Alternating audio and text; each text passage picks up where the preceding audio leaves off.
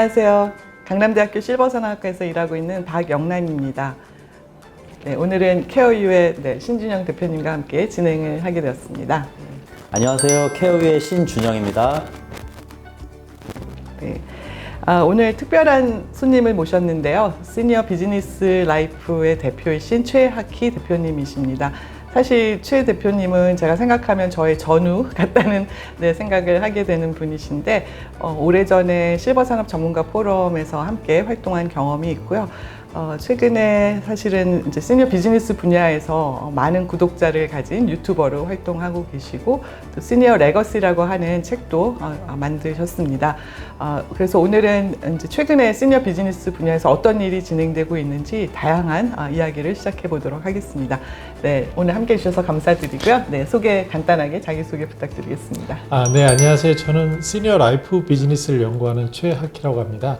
구체적으로는 이제 리서치를 하고요. 그 다음에 이제 그걸 교육 콘텐츠화하고 컨설팅하는 그런 일을 하고 있습니다. 오랫동안 이쪽 분야 연구하고 또 참여해 오셨는데 특별히 이런 시니어들의 삶과 또 비즈니스에 관심을 갖게 되신 어떤 동기가 있으세요?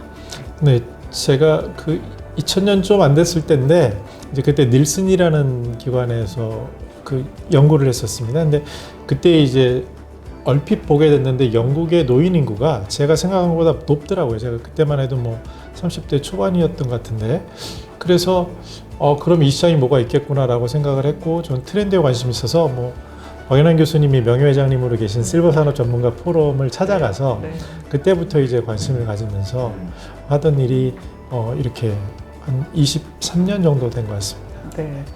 네, 그래서 항상 이제 어떻게 보면은 이제 우리나라 고령층화 산업 발전 그 상황에, 그러니까 그 한 복판에 계셨다고 저는 생각을 하는데 그 동안의 이런 변화를 지켜보시면서 이제 최근 동향에 대해서 어떻게 생각하세요?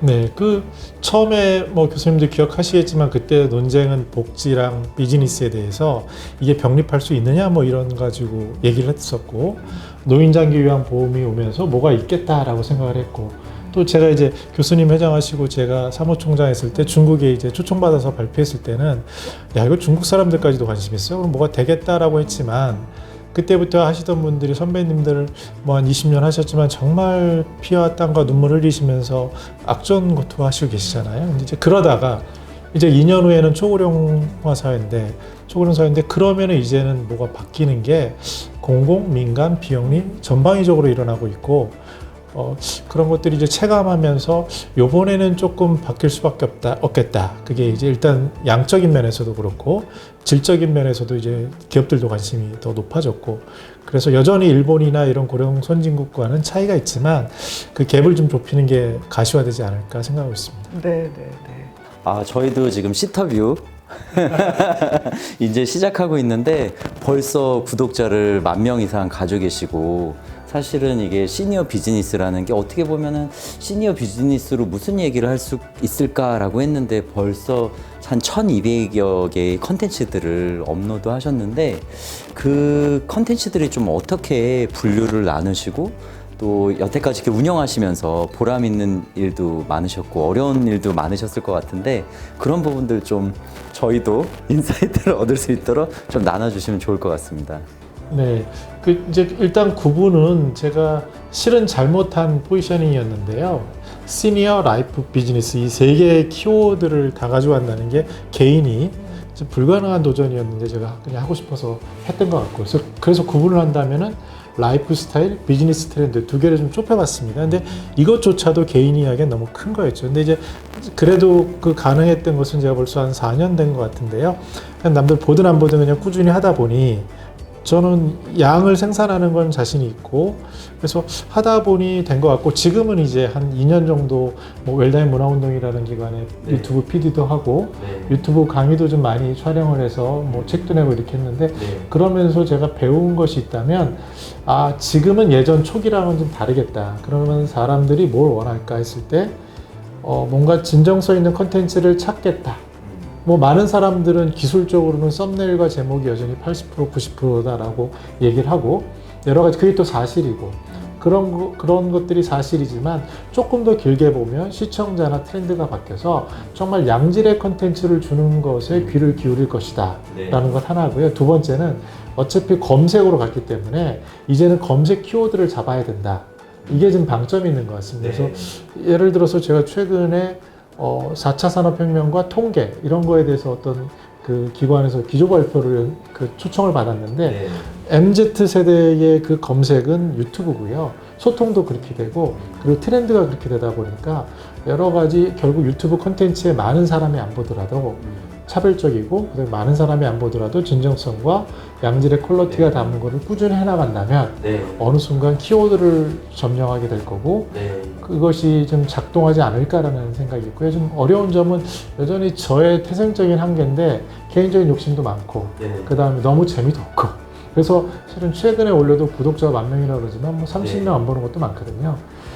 많이 된 거는 20만 명도 넘어간 것도 있으시더라고요. 그래서 그것도 분석해 보면 대중이 원하는 것들이에요. 근데 그거를 제가 그러면 제공하고 싶냐라는 질문을 계속 받지만 저는 비전이 더 나은 시니어상 공동체이기 때문에 그럴 필요 없겠다. 그냥 내 길을 가야겠다. 오히려 포지셔닝이 더 중요하고 그래서 제일 좋은 곳은 지금 오늘 같은 자리로 뭐 존경하는 교수님과 대표님하고 같이 모여서 얘기를 하고 그리고 최근에 올해 들어서 생긴 일인데 이제 시장에 있는 소위 진짜 진정성을 가지고 활동하는 분들이 이렇게 유튜브라는 공간에서 만나서 시너지를 내고 그걸 연결할 수 있는 기회가 늘어나는 것 같아요. 그래서 저는 지금 이미 컨텐츠 비즈니스가 도래했고 더 나아가서 컨텐츠 커머스도 이미 와 있고 그러면 그때의 경쟁력은 누가 더 뾰족한 그 키워드 점령과 그리고 선정과 거기에 담은 양질의 콘텐츠냐 이렇게 생각을 해서 구독자가 뭐 몇 명이다 이런 거에 애전할 일은 아니다라고 감히 말씀드립니다. 네네. 말씀 감사합니다. 그 조금 전에 이제 책을 올해 출간하신 거죠. 시니어 레거시라는 이제 책을 출간하셨는데 여기 보면은 품격 있는 노년기를 위한 24가지 체크리스트가 나오게 됩니다. 그래서 특별히 이 방송을 보시는 분한테 이 체크리스트 중에 가장 엑기스가 될 수 있는 그 대표님이 생각하시는 가장 그 품격 있는 노후를 위한 핵심은 뭐라고 좀 짧게 압축해서 얘기해 주실 수 있으실까요? 일단은 뭐 잘 아시겠지만 그게 파이낸셜 제런톨로지 금융노년학을 조금 어드밴스한 모델이고요. 전에 이제 그걸 런칭하고 나서 그리고 이제 더 구조적으로는 재무적, 비재무적, 비즈니스의 그래도 나름 전문가들이 만들었는데 제일 큰 의미는 그거라고 봅니다. 품격 있는 삶을 위해서는 24가지 정도는 기본적으로 생각해야 된다. 근데 이제 현실을 보게 되면은 재무 전문가라고 할지라도 거기에 나오는 12개 중에서 한 3, 4개 정도도 모르는 분들이 태반이거든요. 금융 전문가도 그런데 일반인들은 더더욱 그렇죠. 그래서 이제 그거는 아닌 것 같고 그럼 더 중요한 비재무적인 거, 실질적인 그 시간들 이런 거에 있어서 어떤 쪽에 방점을 두냐면 저는 이제 어울림이 제일 중요한 것 같고요. 그리고 또 하나 최근에 이제 저는 많은 리서치를 하면서 느끼는 게 건강에 대한 관심이 여전히 높아요. 이게 10대뿐만 아니라 60대까지. 이게 의아한 현상인데 이 건강이라는 거에는 정신적인 건강이 50%를 차지합니다. 그래서 이걸 간과하면 안 되고 그럼 이 정신적인 건강의 50%가 어디서 발생을 하느냐를 더 들어가면 고립된 사회에서 나오거든요. 어울림. 근데 이거는 시니어들도 마찬가지고 젊은 사람도 마찬가지고. 그래서 이제 항상 말씀하시는 것처럼 그 어울림 있는 것 그리고 더 나가면 영성 이런 것들을 우리가 실은 삶에서 어쩌면 제일 중요한데 놓치고 있는 부분들이 아닌가. 그래서 그런 관점에서 야 무슨 24가지 그렇게 많은 걸 신경 쓰는 사람도 없는 것 같고 실은 현실적으로는 내가 가진 돈, 뭐 아등바등한 거 여유, 뭐 골프 치고 이런 거를 생각하시겠지만 정말 많은 시니어들이 어느 순간이 되면은 그런 거보다는 조금 나의 의미 그래서 뭐 매슬로우의 5단계처럼 그런 쪽으로 가는 게 액티브 시니어들에게 보이고 있고 이제는 비단 금융노년학이라는 단순한 그런 학문적인 접근이 아니라 실제적인 사례와 이런 걸로 뭔가 새로운 방향에 대해서 한 번은 생각해야 되지 않나? 그래도 좀 한번 품격이라는 말을 한번 내뱉어 봐야 되지 않나라는 타임이 왔다라는 취지에서 시작을 했습니다. 오늘 그 모시기 힘든 우리 최학기 대표님을 모셨으니까 또 다른 측면에서 지금 시니어 비즈니스 쪽에 관심을 가지고 이제 고령화 사회로 이제 가는 것에 대해서 또 문제의식도 많이 있는데 이런 쪽에 좀 비즈니스를 시작하거나 창업을 해주시는 분들께 좀 핵심적인 다시 한 말씀을 좀 해주신다 그러면 어떤 말씀을 좀 들려주시겠어요?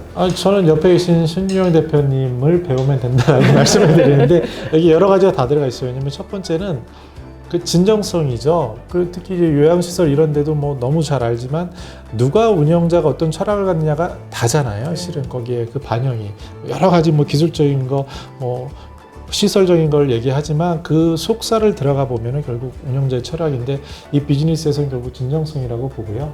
그리고 이제 두 번째는 이게 지속 가능해야 되는데 아무리 화강하게 그림을 그리더라도 당장 생존하는 게 어렵죠. 그래서 제가 이쪽 시니어 비즈니스에서 존경하는 기업 뭐 여러 개 있지만 두 개를 꼽으라 그러면은 교수님도 많이 도와주시는 효돌이라든지 아니면 저기 신유영 대표님이 하시는 일이라든지 이 경우를 대표적으로 꼽을 수 있는데 뭐 겉으로는 굉장히 화려해 보이지만 속에서는 굉장히 많은 일을 하시잖아요. 그 조직원을 하고 또 살아남기 위해서 그래서 힘듭니다. 굉장히 힘들죠. 잘 알죠. 그래서 그런 과정이 한 7년에서 10년 가는 것 같고 근데 세 번째는 그런데 많은 사람들이 착각하는 게 저도 굉장히 착각을 많이 했는데 이게 공공 비즈니스인데도 민간 베이스를 가진 분들은 이쪽을 무시하는 경향이 있어요. 뭐 그 돈도 안 되고 이런 걸 왜 이렇게 하는 것도 착각이고 비즈니스 시니어 비즈니스 자체가 공공의 영향이 크니까. 그리고 두 번째는 그게 교만인데 실은 모든 사람이 모든 역량을 가지고 있을 수는 없다고 보거든요. 그러면은 자기가 부족한 부분을 누가 도와줘야 되는데 예를 들어서 신 대표님 같은 경우는 교수님이 여러 가지 정신적인 측면에서도 지원하시는 걸로 알고 있고 그래서 그런 콜라보에 대해서 열린 마음을 가지고 방향성을 가지고 버텨나가는 게 중요하다고 보이고요. 최근에 저는 이제 저한테는 이렇게 뭐 대기업부터 아니면 재벌이라든지 그런 분들도 있지만 그냥 민간 그 스타트업들도 오시는데 그런 분들을 보면서 느끼는 게 이분들이 저 같은 개인을 찾아올 정도의 열정이면 뭔가 되시는 분들이고 역시나 2, 3년 지나보면 정말 유명한 기업이 돼 있고 근데 이제 한 가지 이제 안타까운 게 교수님처럼 한 20, 30년 된 선배님들하고 얘기하다 보면 그분들이 이 공공에 대한 이해가 좀 적거나 사회 서비스에 대한 이해가 적거나 뭔가 부족한 게 많이 있잖아요. 그래서 그거에 대해서 환불한 마음으로 내가 하겠다라고 하면 다행이지만 그냥 얼핏 투자금만 많이 받아서 이렇게 했을 때는 그게 지속 가능할까라는 의문이 있고 지난 20몇 년 보다 보면 역시나 그런 현상이 반복되고 있어서 특히 지금처럼 이렇게 소위 뭐 많은 사람들이 고령 비즈니스, 시니어 비즈니스에 투입할 투자자고 했을 때는 투자가도 봐야 될 것은 물론 그 관점에서 그 창업자가 어떤 생각을 가지고 어떤 자세로 어떻게 하고 있는지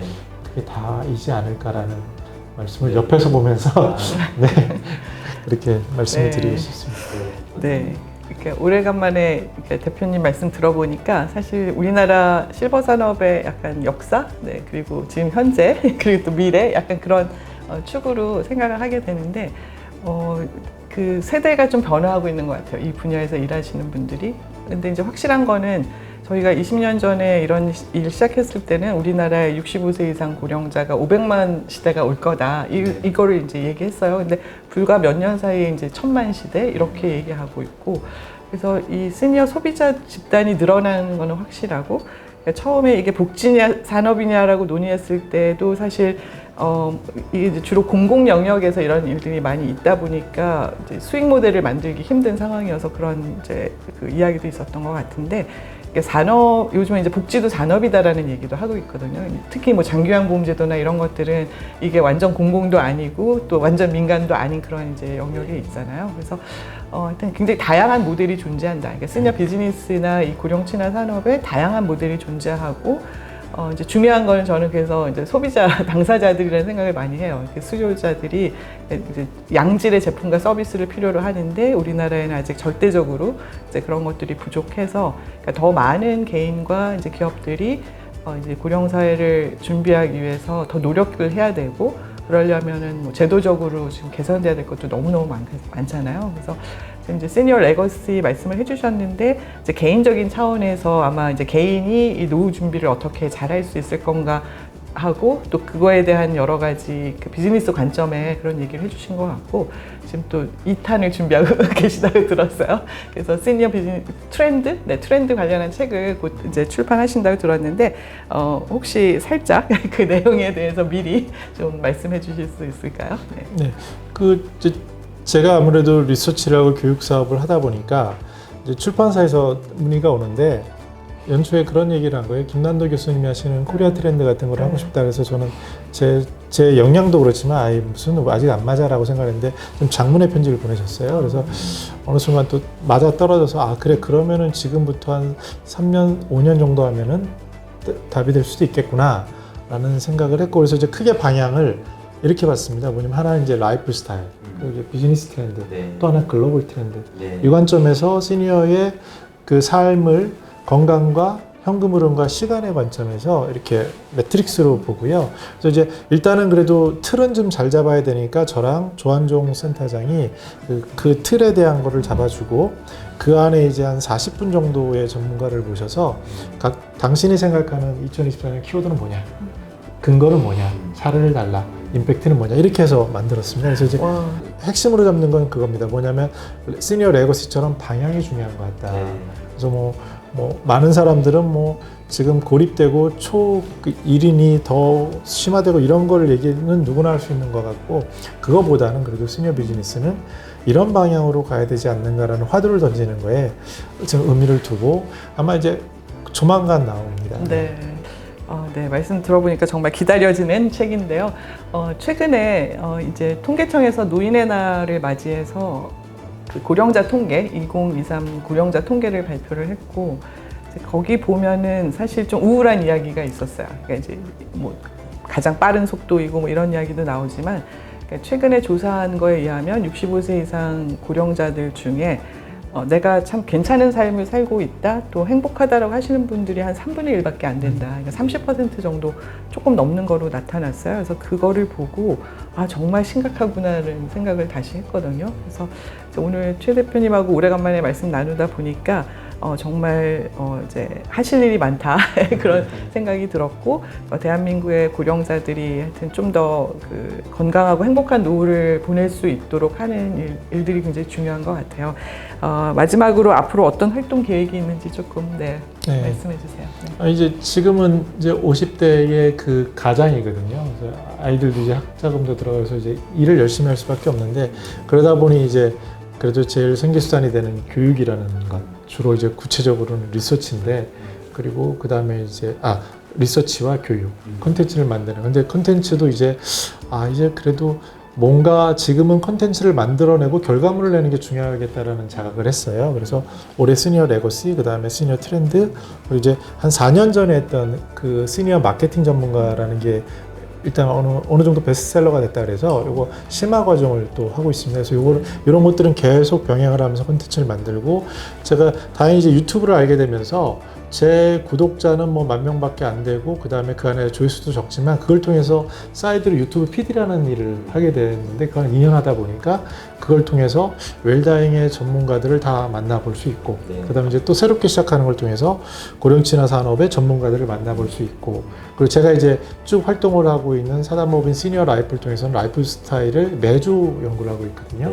한 주도 안 빼고 그리고 이제 그 다음에 지금 실버 산업 전문가 포럼이라든지 이런 걸 통해서 비즈니스 트렌드를 잡고 있어서 또한 동시에 이제 비즈니스를 제 역량의 한계를 제가 대표하고 이런 거는 이제 욕심을 내려놨고 연결하는 걸로 선수들을 모아서 그걸 연구를 하고 런칭을 하자 해서 그런 두세 팀을 이렇게 아주 느슨하게 운영을 하고 있습니다. 그래서 제 계획은 지금은 이제 집대성할 필요가 있고 지금 이렇게 정말로 진정성을 가지고 괜찮으신 협력자들과 같이 서로 이렇게 왕래하면서 커뮤니케이션을 하고 그것을 컨텐츠화하고 특히 이제 경륜이 있으신 분들의 그런 지식이나 이런 것들을 컨텐츠화하고 제가 다행히 여러 가지 실습을 통해서 이런 걸 컨텐츠하는 거에 대해서 많이 학습이 돼 있어서 그걸 체계화하고 그 다음에 이걸 통해서 어떤 키워드를 선점하고 이걸 통해서 나은 방향을 제시하고 그래서 이제 초고령화 사회가 왔을 때 최소한 각자가 자기 분야만 알잖아요. 그래서 공공, 비영리, 민간, 개인 이거가 다 실은 이렇게 조화롭기가 쉽지 않고 제가 특히 이제 제일 관심 있는 거는 신탁 비즈니스인데 네. 이거를 보면서 어떤 느낌을 받았냐면 아 대기업에 사기 힘들겠다. 왜냐면 그 속에 들어가 보면 전문가들이 인센티브도 없고 그 다음에 또 순환 보직을 하기 때문에 지속성이 없어요. 네, 그리고 네. 오너의 생각에 따라서 격가지고 그럼 법률가들이 하겠다. 법률가들은 돈이 더 되는 분쟁이라는 게 있고 이렇게 각각이 다 미스매칭이 돼 있는데 이 속에서 그러면 결을 가진 그 네트워크가 제대로 만들어내면 그거는 너무나도 큰 일이 되지 않을까. 그래서 그 역할 속에 이렇게 서로 이제 교류하고 만들어내고 이런 일을 꾸준히 하다 보면 개인적인 밥벌이뿐만 아니라 그 다음에 그래도 이제 초고령화 사회에 시대가 원하는 그런 로드맵을 만드는데 어느 정도 뭐 일을 할 수 있지 않을까라고 기대하고 있습니다. 많이 도와주십시오. 네. 그러니까 저희가 이 시터뷰를 시작한 지 그렇게 오래되지는 않은데 시터뷰가 시니어 전문가 초빙 인터뷰이거든요. 그 제목에 딱 맞는 분을 오늘 모셨다는 생각이 들었습니다. 네, 귀한 시간 내주신 대표님께 감사드립니다. 네, 고맙습니다. 감사합니다. 네.